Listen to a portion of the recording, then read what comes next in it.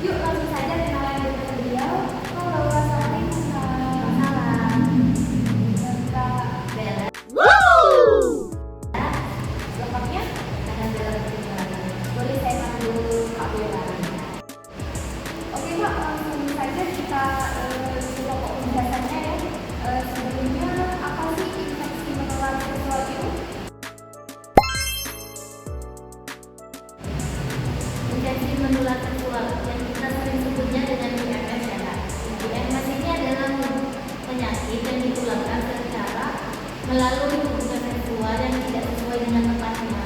Maksudnya di sini tidak sesuai tempatnya itu tahu sendiri lah ya Kak, lewat mana gitu. Tapi kebanyakan orang sekarang melakukannya tuh lewat dari oral kayak gitu Kak.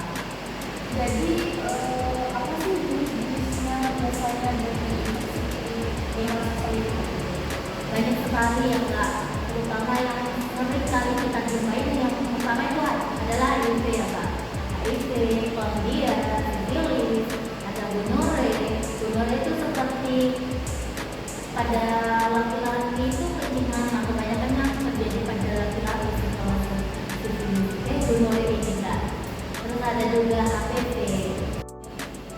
Biasanya seperti apa sih ciri-ciri dari jenis-jenis penyakit itu?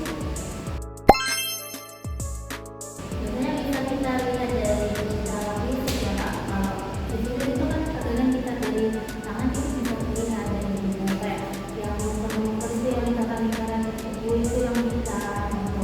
Terus bisa jadi kalau HIV itu dari imun tubuh yang sering menurun kayak gitu Kak. Terus juga bisa ada luka-luka di kelamin, gatal di kelamin ataupun keputihan yang abnormal. Bagaimana sih Kak cara penularan dari infeksi menular seksual itu sendiri? Bisa itu karena mendekati pasangan itu Kak. Terus kalau ini si penderita, salah satunya pasangan penderita itu tidak menggunakan pelindung itu bisa juga menularkan.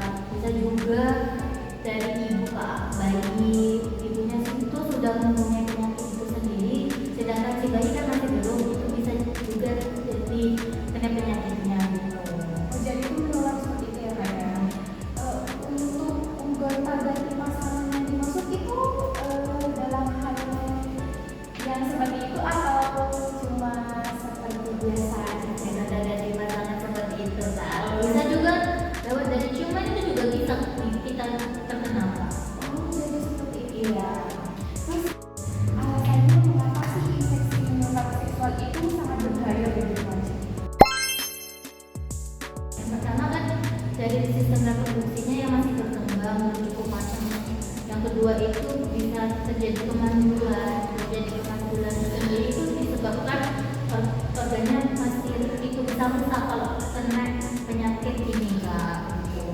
Bisa juga peningkatan aborsi gitu. Bagaimana sih Kak cara kita mencegah infeksi menular seksual itu? Saya punya jawaban nih ya Kak, untuk mencegah IMS ini sendiri bisa dengan cara psikotes bersama. Itu yang pertama menghindari hubungan seksual di luar nikah. Nah, kalau yang belum nikah tuh jangan coba gitu ya. Ingat ya sahabat ya, jangan dicoba. Yang kedua itu menggunakan kondom dengan benar saat berhubungan. Jadi bagi mereka yang sudah menikah terus salah satu pasangannya itu mempunyai penyakit sendiri bisa menggunakan kondom untuk pencegahannya. Yang kedua dengan melakukan PPMS secara berkala.